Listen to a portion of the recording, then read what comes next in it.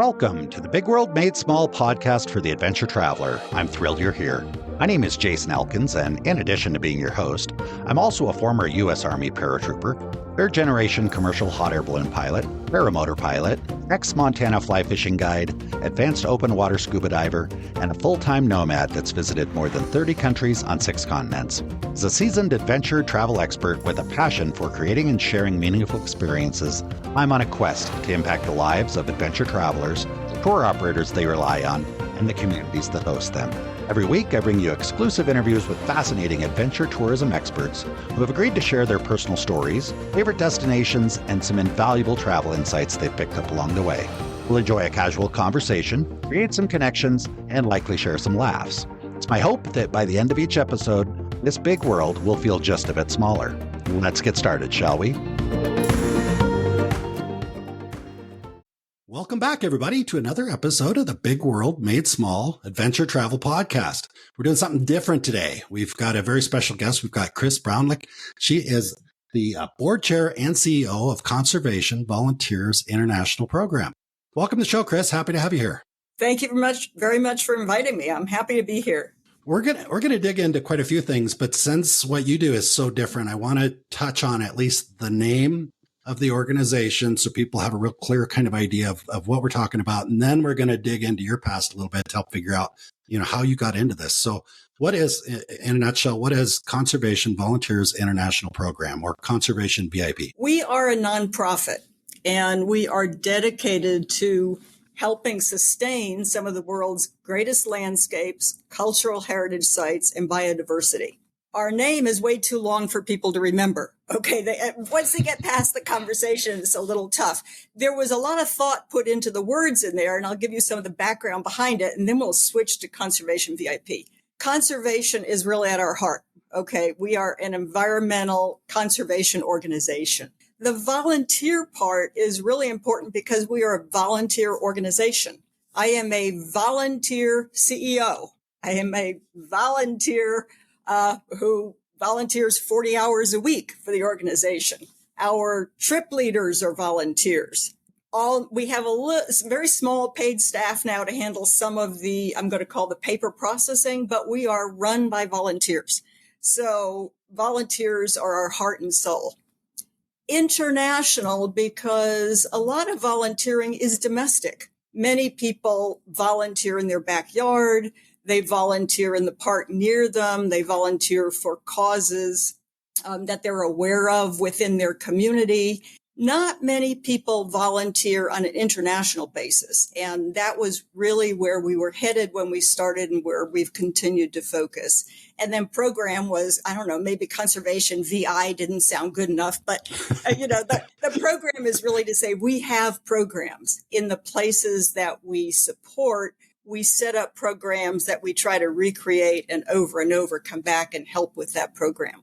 But the easy way to remember is Conservation VIP, and which also kind of stands for very important places, which is what we care about. Okay.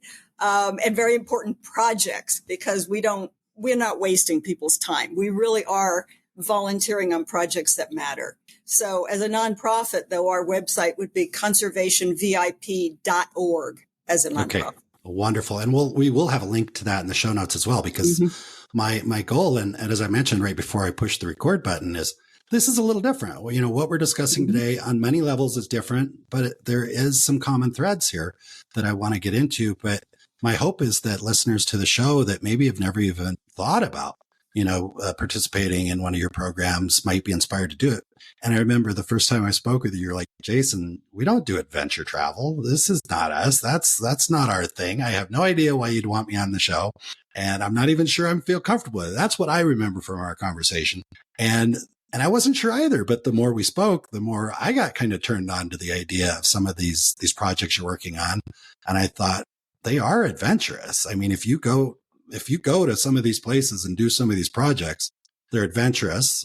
And adventurous to me just means stepping outside of your comfort zone, doing something you're not comfortable with. Probably easiest way to describe it is anything that's not sitting on a big cruise ship or sitting on a beach hotel resort somewhere.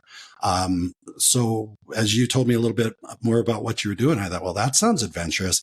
And I also think the human connection part is super, super important. And I imagine that some of your projects, and when you have folks, I don't even know if you want to say traveling with you, but participating in these projects, the connection part has to be huge. So thank you for agreeing to come on the show, even though, initially it wasn't, we don't do adventure travel. So I wanted to share that. What comes up for you when I just said all that? I should give you a chance to respond if you want to.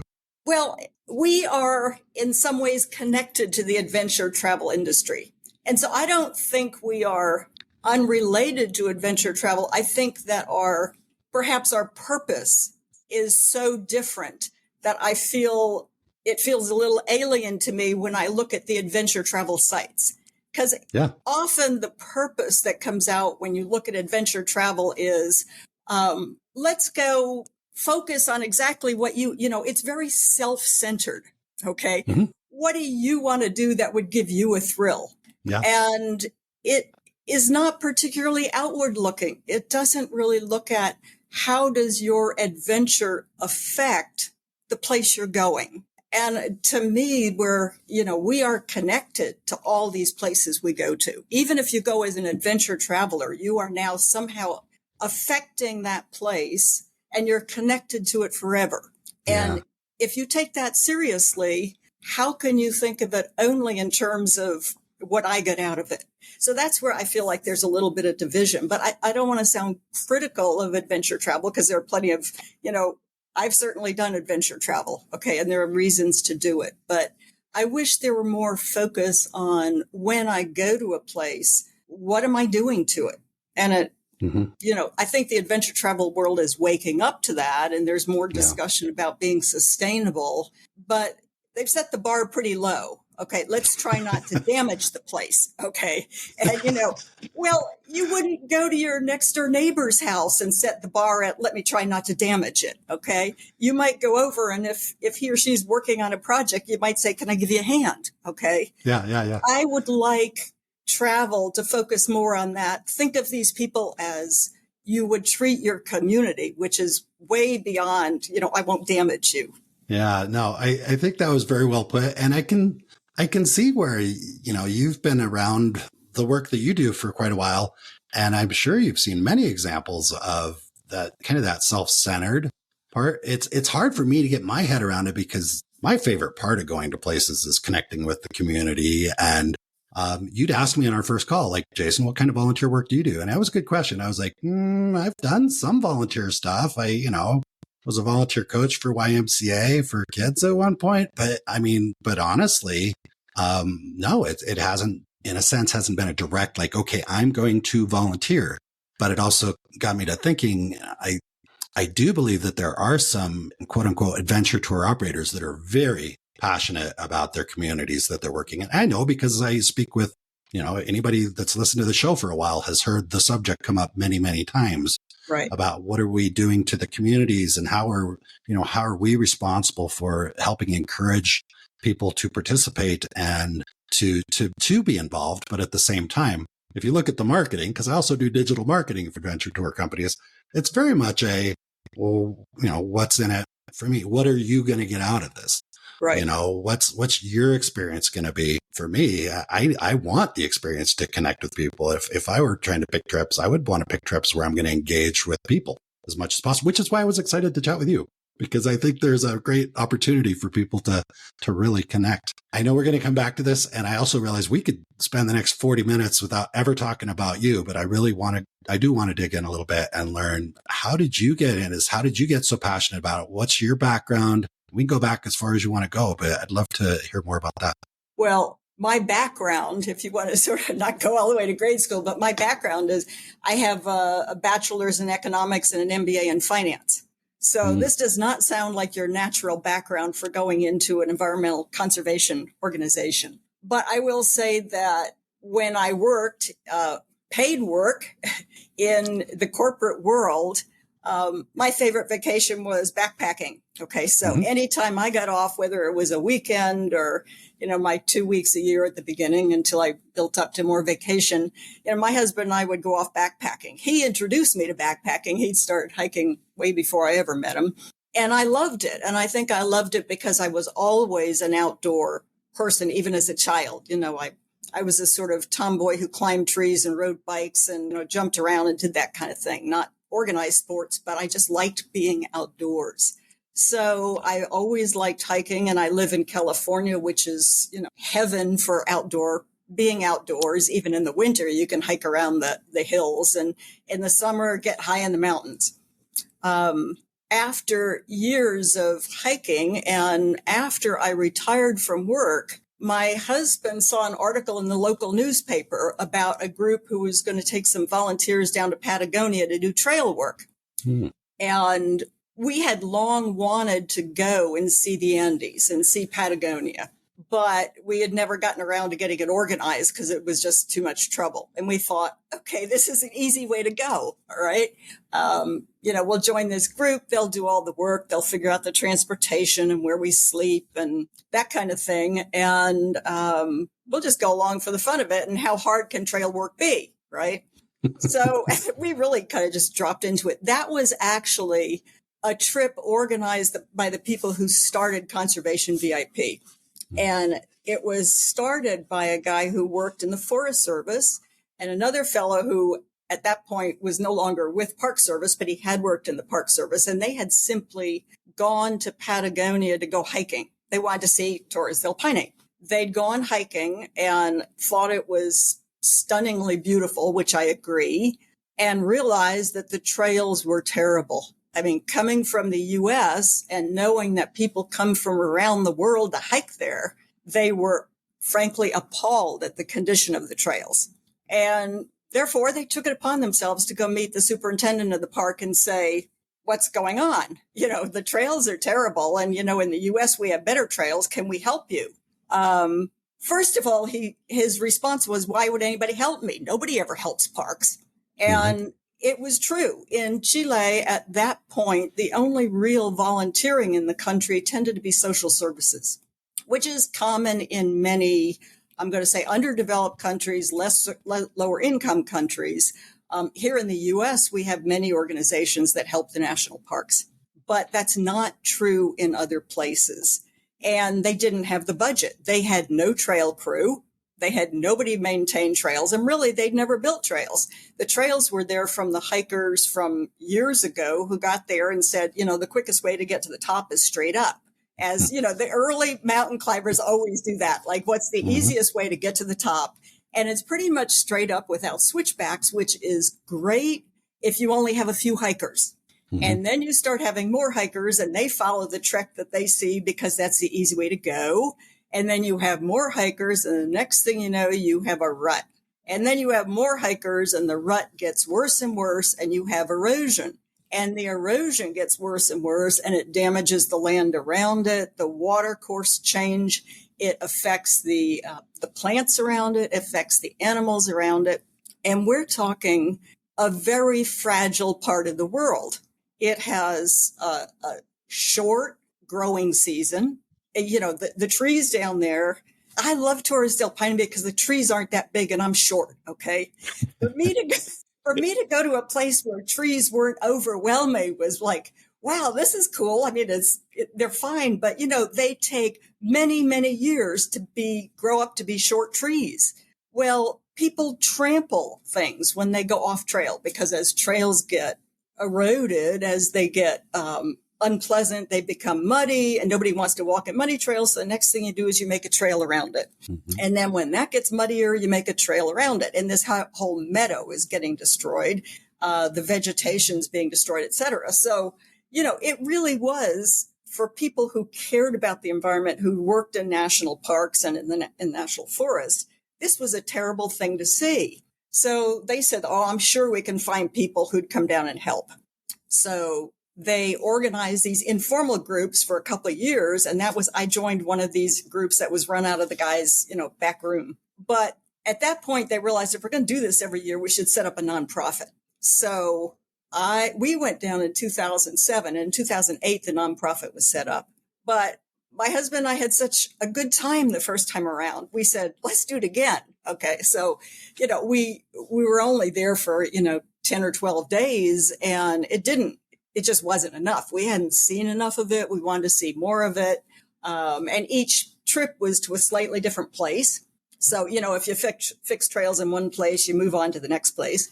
So we wanted to see more of it. We really loved the other people in the group because honestly, people who volunteer to do trail work are pretty interesting people. So we went down the next year again and again had a great time. And after the second year, the folks who set up the nonprofit, of course, they get to know everybody. And they said, Chris, your background is in finance. And, I think as a nonprofit, we might need a financial person. So anyway, they asked me to join the board as the CFO. And I have to say, at first I said no. Okay. I said, because I have volunteered with nonprofits before. Okay. I'm a sucker for nonprofits. A good cause. If I can use my skills, it's hard for me to say no. Mm-hmm. But I know how hard it is to manage a nonprofit and to keep it afloat.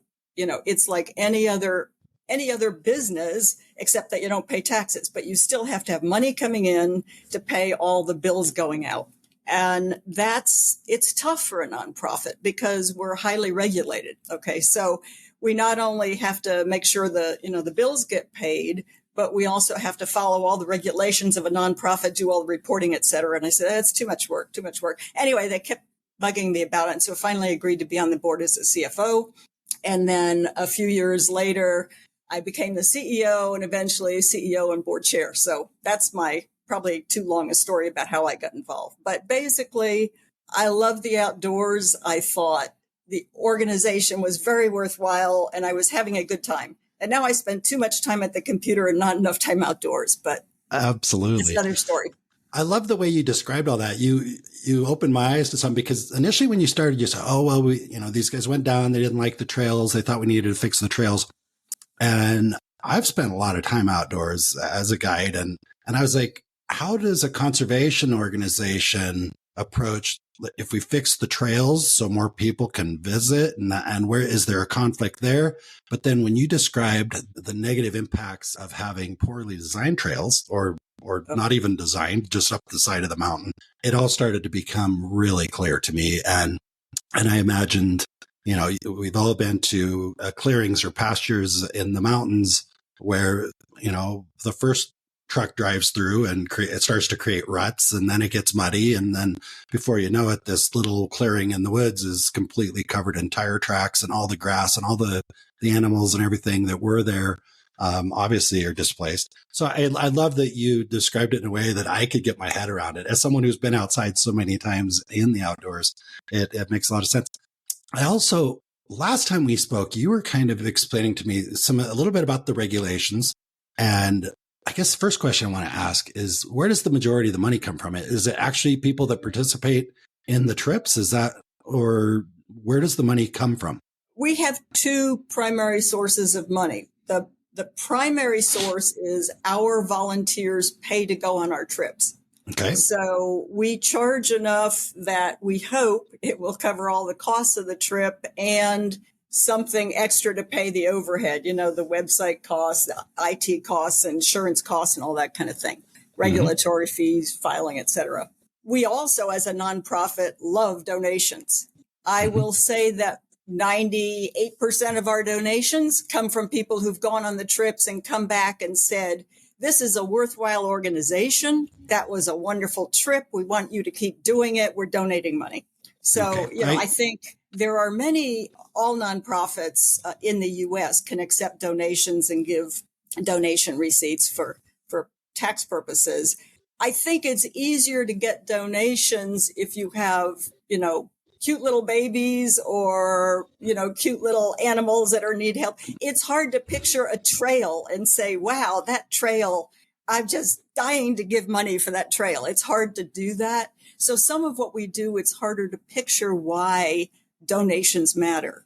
But yeah, we do also get donation money and we love donations. They're very helpful.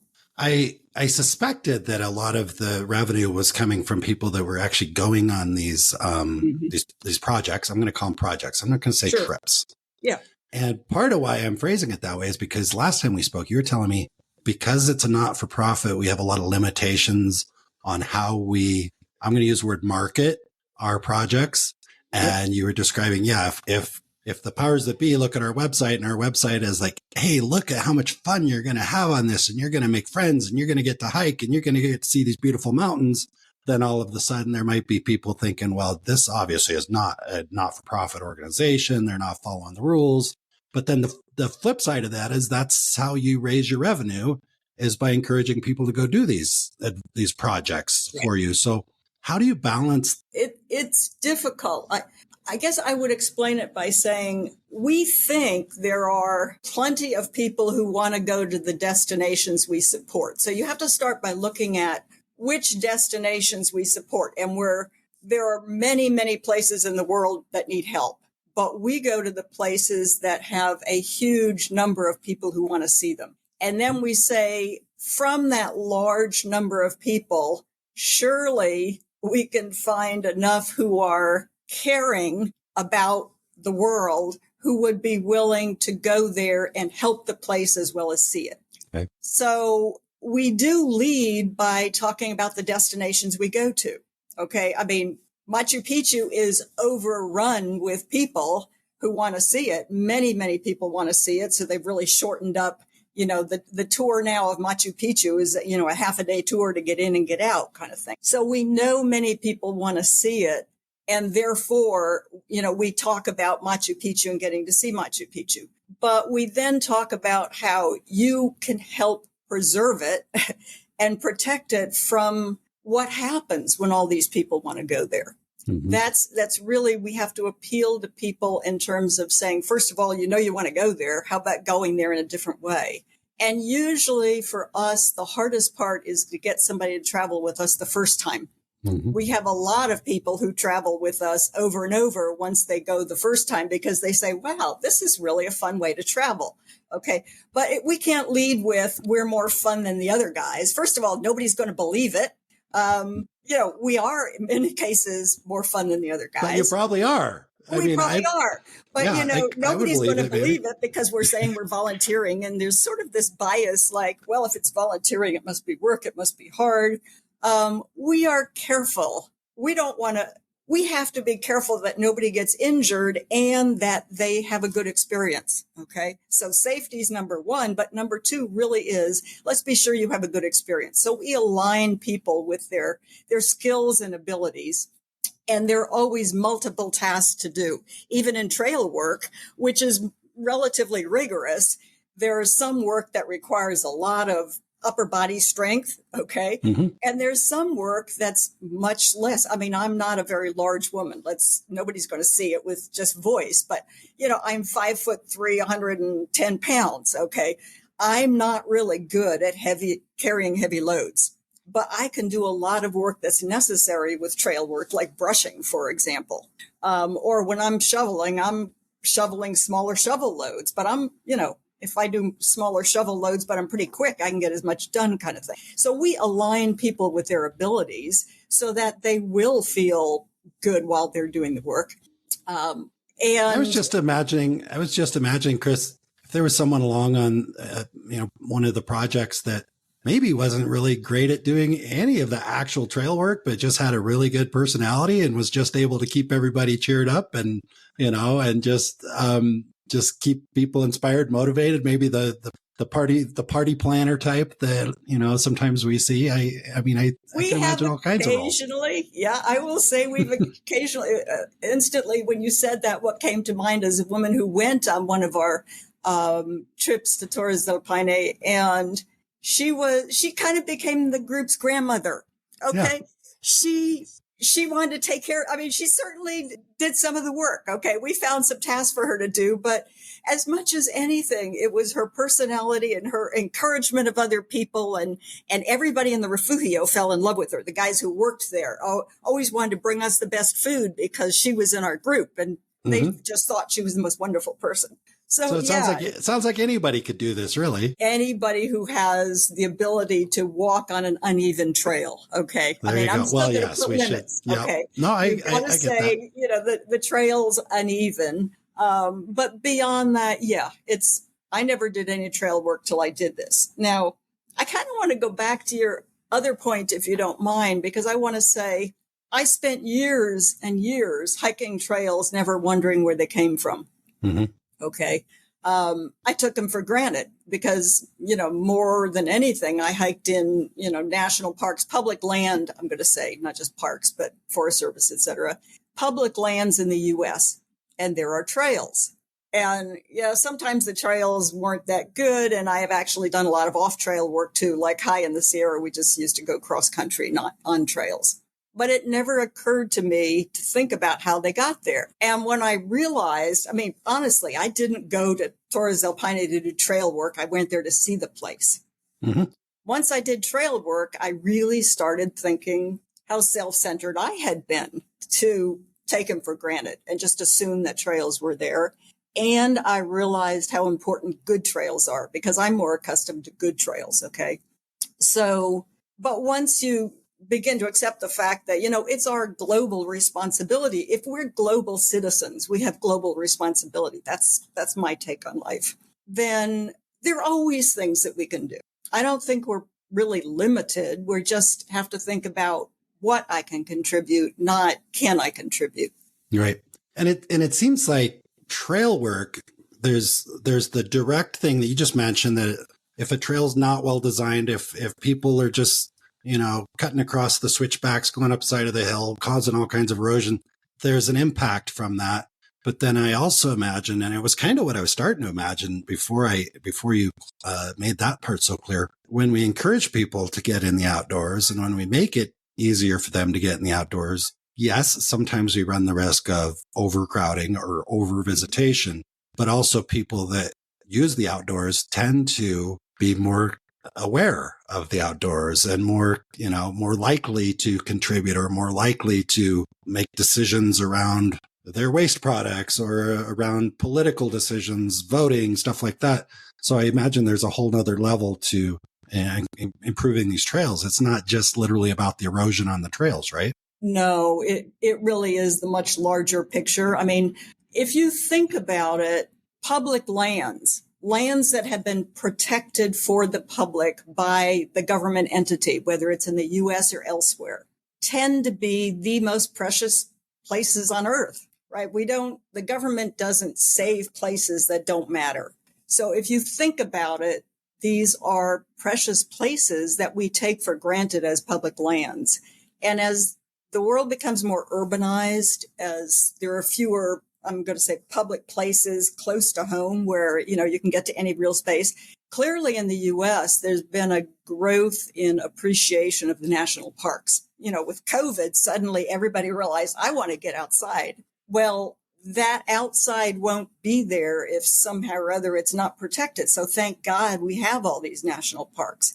But even in the U.S., it's very, very difficult to maintain the national parks. I think at the end of 2020 Park Service estimated that their maintenance needs were something like $22 billion for U.S. national parks. It's a huge number.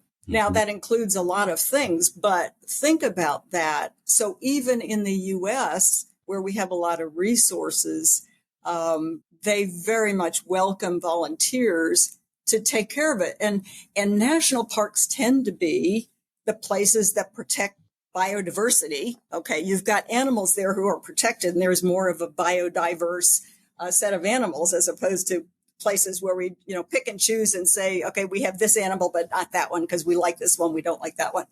Park Service does a much better job of understanding the biodiversity needs for animals and the plant life. And I think there's a growing awareness that biodiversity matters, both flora and fauna.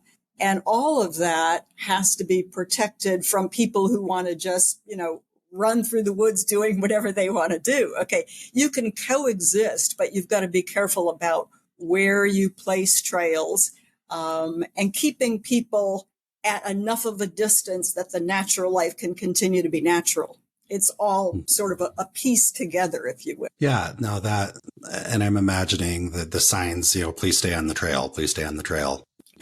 You usually see that right next to the place where people are shortcutting, right? Which makes sense. That'd be a good place to put it. Right. I'm in a hurry. I got to get back to the car by such and such a time, or I'm going to catch the last ferry. And, heck with it, I'm shortcutting. And people then just tromp through a place and they have no idea what they've just stepped on. They honestly don't. It's like, really? How could they not care? Oh man, it's such an interesting thing. I grew up in Wyoming, close to Yellowstone. I guided in Yellowstone. I've spent a lot of time in Yellowstone Park. And for anybody that hasn't been to Yellowstone, there's some very, I'd say, delicate, maybe even dangerous areas that you do not want to get off the trail. And they'll have boardwalks, so great. The boardwalks should help. And there's signs all over, stay on the boardwalk, stay on the boardwalk. And when you go into the park, they hand you a flyer saying, stay on the trail, stay on the boardwalk. Don't touch the water. Don't, all these things, because there's chemicals and they're acidic and they're hot. And you cannot go into Yellowstone Park without seeing somebody. You're stepping off the boardwalk, right? With the hot springs and the geysers all around, or letting their dog run through the field. It's just, right. It's no wonder that every year there's, a lot of tourists, lose their dogs or sometimes themselves in some of these places. So it's just, I don't know if it's like they don't care or if there's just some people out there that just really are just dumb. I'm just going to say it that way. So, yeah. I think it's probably a combination, and some are just naive. They think, well, these signs, it's kind of like they're asking me to do it, but it's not really necessary. Okay. I should not share this story, but my brother's ex-wife, it's his ex-wife, so maybe I can share this story now, but her family were visiting in Montana and from Pennsylvania, and they went to Yellowstone, and they were in the car driving into the hot springs area, and his mother-in-law was reading the flyer, like, the water's hot, the water's this, that, don't, stay away from the water. And Justin, my brother, was telling me that as they were walking on the boardwalk, he heard his mother-in-law behind him say, "Oh yeah, the water is hot." And he turned around and she was laying on the boardwalk with her hand in one of the hot springs. Oh no. And Justin said he just turned around and kept walking. He's like, "I don't know who she is. She's not with me." But it was funny for us because we grew up in Wyoming and we, it's like, okay, the tourists, funny tourists do crazy things. Yes. So maybe we need on any of these trails that you're helping to improve, maybe we need some sort of marketing campaign to tell people if they step off the trail that, a puma is going to get them, a mountain lion or whatever, like give them, but even then they still get off the trail. So it's I want to go see the puma, even though it could hurt me. Right. Oh, no. It's crazy stuff. Hey, this is going back to something you said earlier about, you pick areas where a lot of people want to go and you're not directly competing with the tour operators there because you're doing something different. And honestly, this thought popped in my head. I'm curious. I don't even know if it's something you could do or would make sense, but I speak with a lot of tour operators here on the show.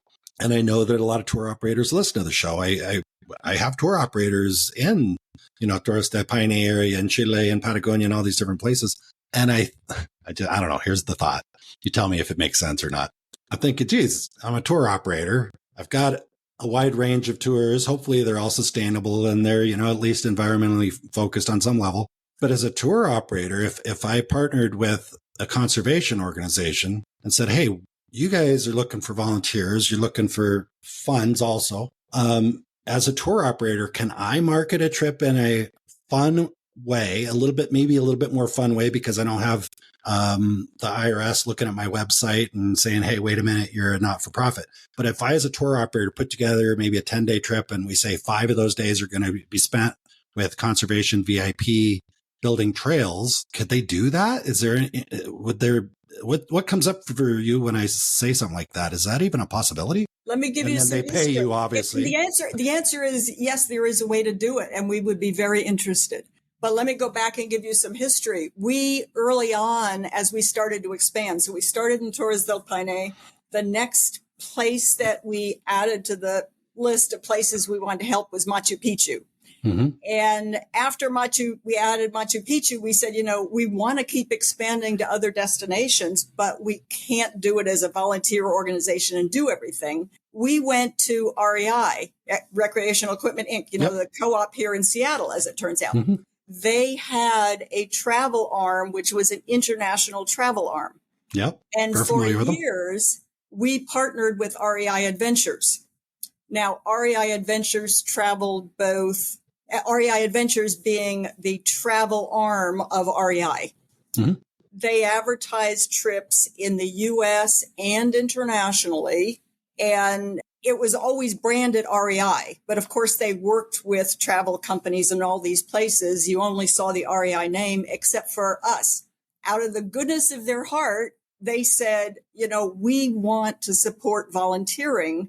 And so we were advertised on their site as a volunteer trip, sponsored by both REI Adventures and Conservation VIP. But we did all the trip planning. We did all the trip leading. We did everything. But they signed people up for us. Mm-hmm. So they signed people up. They collected the money. And then when it was time to run the trip, they gave us all the information. They gave us the money. We ran the trip. And it was really a huge help to us because that's how we were able to expand. Unfortunately, during COVID, they shut down all international travel. Mm-hmm. They just exited that market because they had enough challenges. I think the reason is they had enough challenges just with all the stores being shut down and the travel. Obviously, all travel stopped for a good year. But they then told us, as we're starting to recover from COVID, we're not going back to international travel. Okay. So we had to take over all of the challenges of booking and collecting money, et cetera. It was hard. Mm-hmm. And, we now do all that ourselves. So we survived, and even more than surviving, we've added a couple more destinations. But we would love to partner with another travel company who'd work cooperatively with us, because we don't have a big marketing footprint. We can't afford it. Okay. Mm-hmm. If we spent all that money on marketing, we wouldn't be a nonprofit. We'd need a lot more money. So yes, if there was somebody who understood that we really are actually important to them. Okay. Mm-hmm. If you're going to take somebody on these adventure trips to a place where a lot of people go, eventually the industry wears the place out. And then they think, let's move on to another place that's, green fields. Okay. And you see a lot of this. The latest place that hasn't yet been discovered. Okay. And what it really means is we've worn out the last place. Let's move on to the next place. And then let's move on to the next place. So having a group who wants to help the place and partner with them as a way to kind of balance what you're doing, I think is wonderful. I also think that people our challenge is actually that we get a lot of people who want to travel with us, say to, I keep saying Torres del Paine and Machu Picchu, but say to the Galapagos, or we go to the U.S. Virgin Islands or Scotland, wherever. People want to volunteer with us, but then before or after the trip, they want to do something else. And so we introduce them to the local tour operator we work with, who makes the reservations and the hotels and the lodging, the food, et cetera. And we say, arrange your travel with them. Okay. And that's what a lot of our travelers do. Okay. Yeah. If they want to go early and stay late and do something else, they find another travel company. So it makes a lot of sense to me that some travel company would want to partner with us. We looked around for that for a little while, but right after COVID, it just seemed impossible. And we've been so, I'm going to say overwhelmed, just recovering from the loss of REI and keeping going. And really the places we supported they suffered a lot during COVID. Okay.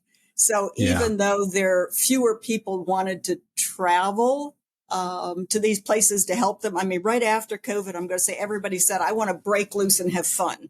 So actually, it seemed like the number of people who wanted to help volunteer went down after COVID, or they wanted to go visit their relatives. It's beginning to come back, but, we've been so busy with that, we really haven't had the opportunity to go back out and say, what travel companies might want to be associated with us. Very cool. I'm so happy I asked, because I am too. That was a great, and I didn't even suggest that question. No, this is completely unscripted. But as I was listening to you, that's where my head was going, because I've worked in tour operations for a while. And I'm like, man, if I was a tour operator, a larger tour operator offering trips in these types of places, let's back up. Because you just a moment ago said, we look for the new next place, you use the word greenfields or whatever. But there's some of that, yes, but there's also, how do I experience this place in a different way? So maybe I've got good operators on the ground already in Machu Picchu. What can I offer my audience or my following that's just a different way? to see Machu Picchu, for example, just an example, because there's a lot of value in that as well. It's, like we have to offer Machu Picchu because how could we be a travel business if we didn't? But we aren't that excited about most of the experiences that are actually available right now. So how could we offer a version of that still incorporates Machu Picchu, but in a different way? I mean, if I was a tour operator listening to this, right, I would want to talk to you. Well, I'm glad you brought that up because it's one thing we haven't talked about, which is that our experiences, let's use Machu Picchu. Our experiences at Machu Picchu are very different from going to Machu Picchu with somebody else. I'm sure of it. No doubt in my mind.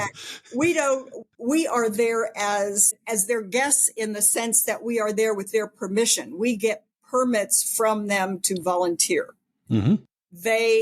We don't walk in and say, here's what we're going to do for you. We walk in and say, what can we do for you? What can we do for you? What kind of help do you need? And every trip is different. Okay. But I'll tell you the last few trips, much of what they've wanted us to do is removing invasive species, which people don't even think about with Machu Picchu.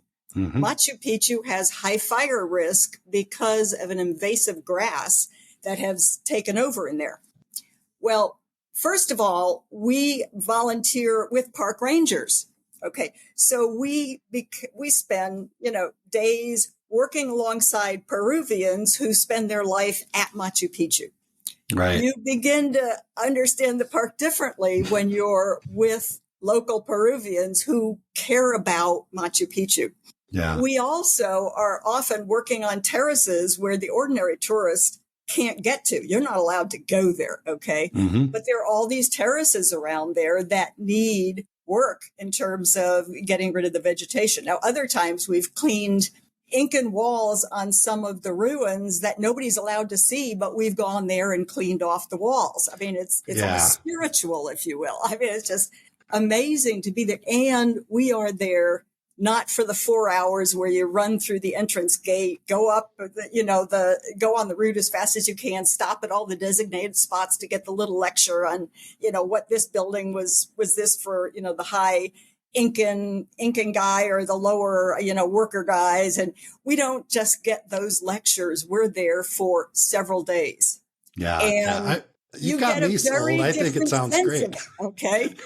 So, we see the people differently, or we have different, we're not just in a vendor customer relationship, which is so typical. I mean, if you're meeting somebody and they're selling something and you're buying something, they want to please you because they want you to buy the product, but you really don't know that person at all. Yeah. And with us, I can see so many opportunities. Yeah, I can see so many opportunities for a tour operator. Obviously, REI was doing it, it sounds like. And for I've got somebody who wants to go to South America for 3 weeks, and you guys are running a project at Machu Picchu for the second week of June or whatever. And I incorporate that into the trip for them. And I'm able to put together a nice package for them. We as a tour operator give you whatever a volunteer would pay to pay their way. So you're getting the same resources financially in, you're getting volunteers in. They're probably going to honestly come back to you and want to do another project with you at some point in the future. I think it sounds pretty exciting. I hope somebody's listening to this that will jump on board and reach out to you. I mean, I've got some ideas. We did when I worked at Orvis. Orvis is very conservation focused, and I ran their travel business for them. And we worked with a couple not-for-profit organizations do similar things. We worked with Bonefish Tarpon Trust, which was about conserving bonefish, tarpon, and permit. And we would do week-long trips and bring people together, and we'd bring a scientist in, and they would tag bonefish, and they would actually do things that, was assisting the research. And it was so much fun. Those were some of our most popular trips because people were doing something hands-on. They actually got to do things that, vast majority of fly fishermen have never tagged a fish. But the clients that went on my trip were tagging fish. They were catching fish that had tags. They were recording them. And it was just a totally different experience. And to have the conversations with the scientists to really explain why are we doing this stuff. It's not just we're doing this because it looks cool. This is something they wanted to tag fish, and it's just so much fun. And yeah, I hope somebody's listening to this that'll reach out to you. I do believe a lot of tour operators listen to this. So if that's what comes out of this conversation, then I'm really happy we did it. So good. Very, very cool.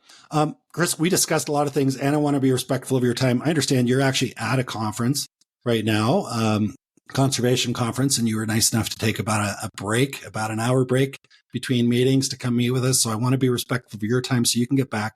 But I also want to ask, what did I forget to ask, or what should I have asked, or what do you want to make sure our listeners know about either you, conservation in general, conservation VIP, or really anything you want to share with them before we wrap up? I would like to end on a note to encourage people to really appreciate public lands, whether it's with us or, the park nearest to them. These are places that we cherish. Okay. Those are the places where you have those, sort of moments of awe. Okay. Mm-hmm. You're high in the mountains and you're in a tent and you look up and you see the stars, right?